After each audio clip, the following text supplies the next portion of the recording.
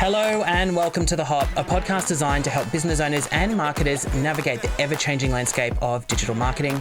I'm your host, Matt Taylor Farrington, and the owner of Purple Bunny Marketing, and today I'm joined by Kira from River 949 Radio. Hello, how are you? Did I get an extra 9 in there or not? Oh, I don't know.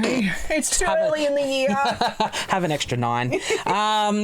So today we're going to be talking about kind of what's happening in the landscape of radio in 2024. Is there any changes? Is there things that business owners or marketers may not be aware of, sort of thing? Perfect. So, cool. All right, well, let's kick it off with what is trending in 2024 for radio? What are you seeing? What's happening?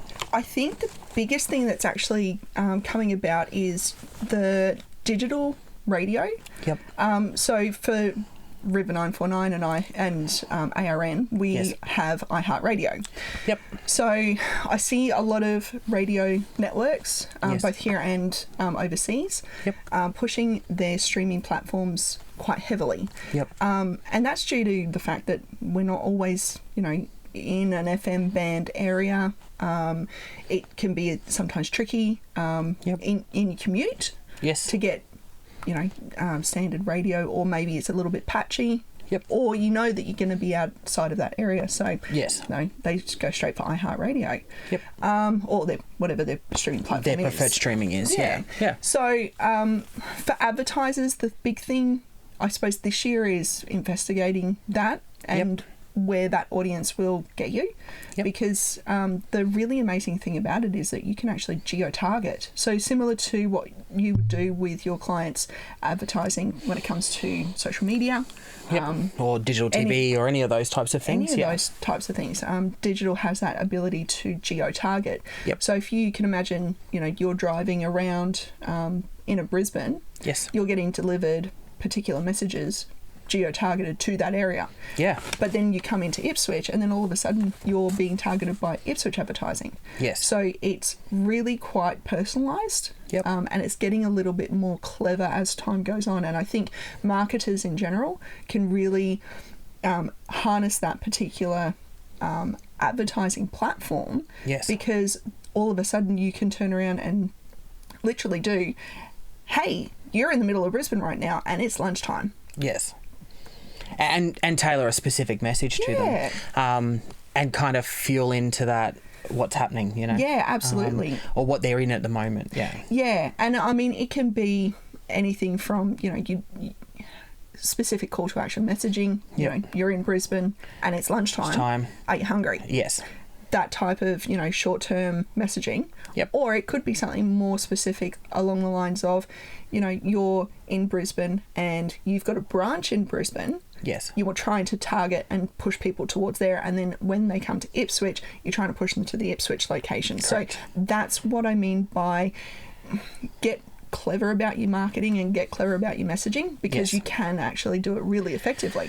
And I think consumers these days expect it now, understand it, and they don't want to just hear the generic ad anymore. They want something that's tailored and specific to them, which I think is why social media has done such a great job at what it does. Absolutely. Because it can deliver a tailored message, and now you can do that with digital radio. Yeah. I mean, you can still do it with traditional radio, but digital radio just makes it a little bit easier. And targeted. I think it's just because of the fact that, all of a sudden you've got this device that tells you exactly where you are, rather than turning around and saying... And everything else.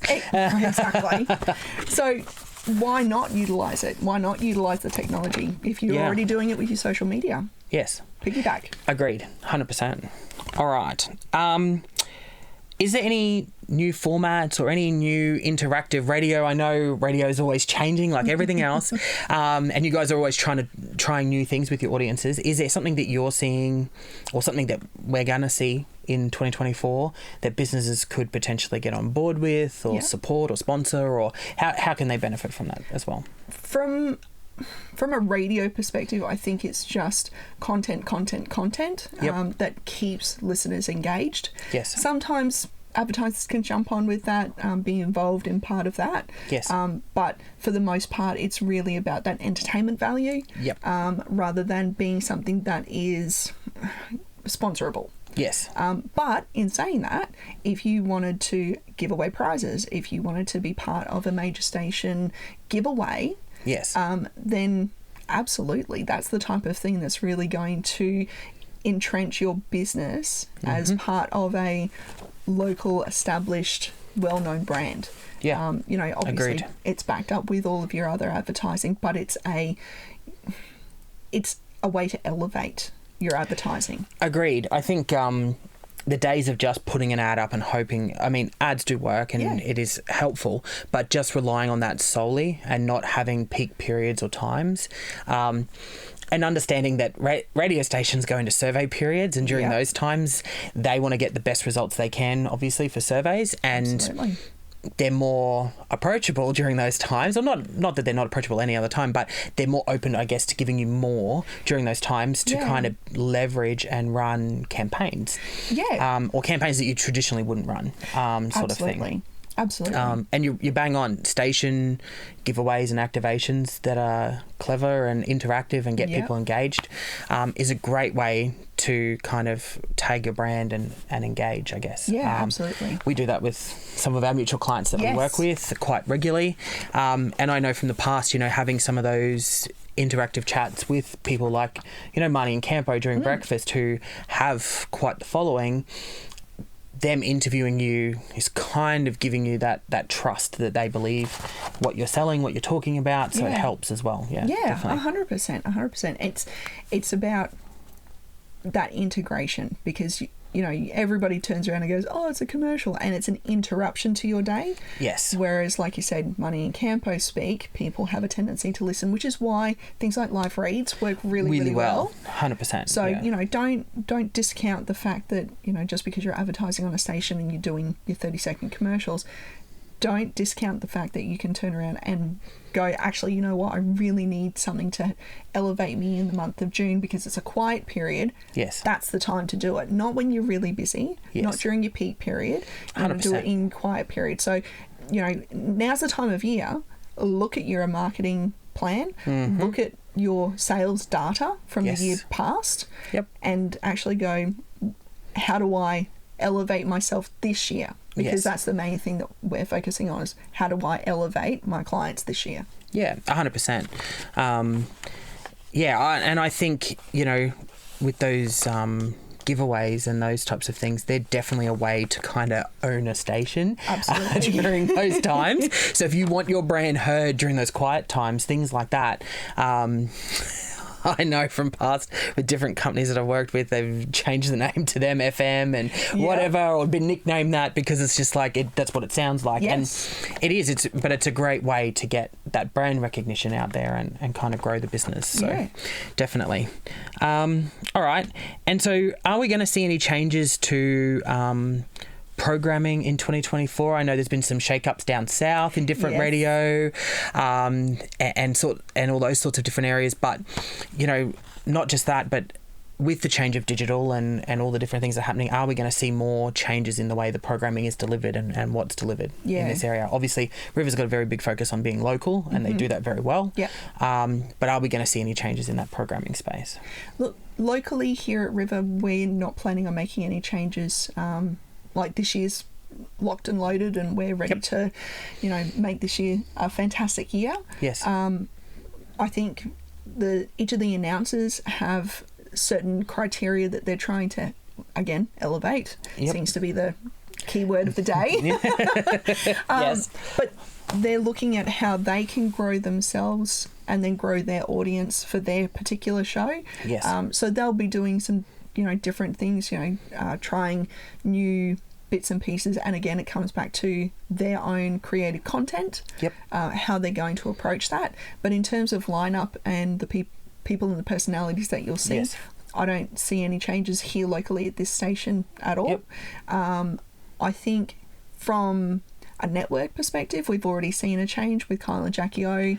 They've now doing the Sydney and the Melbourne show. Audiences for breakfast, and then their shows are actually being syndicated as later on in the day, evening shows in various places. Which works really great for particular markets, because they don't mind that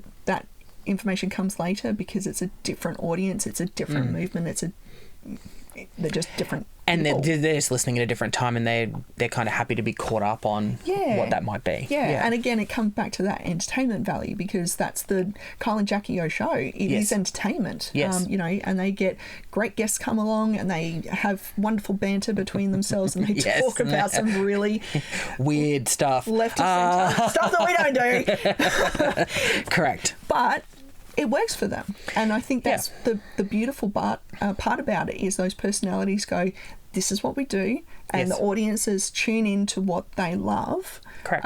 So if you're the client that you're working with, or the the business that you have, is aligned with that type of stuff. Yep. Jump on board. Yes. Align yourself with the personality, because it's really, really fantastic. Yeah, I agree. And I think we talked about earlier in the social media podcast, we talked about micro-influencers and how they're expanding and what's changing there. But I think in the radio landscape, when people are listening, piggybacking yourself to one of those talent that are on air, that have that following, is a great way, because people are tuning in every day to listen to them. They trust them to give them the information throughout their morning about what's happening in the world, what's going on. They're sitting in traffic arguing and carrying on it. The morons in front of them on the road that can't drive. I'll shamelessly plug our driving school if you need help, Ace Driving School.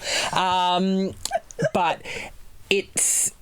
I just think there's a lot of value there and trust from the audience around those people. And so I think people who are in those influential positions, businesses need to get better at engaging with them and how they can do that. And I know the talent are open to opportunities. I know there's got to be careful, and there's got to be negotiated contracts and stuff. But there's also opportunities where you can engage with the radio talent to become, affiliated with your business in some form and work things through like that. And then there's opportunities through radio and stuff like that. So 100%. All right. And I think we've kind of answered this question, kind of not.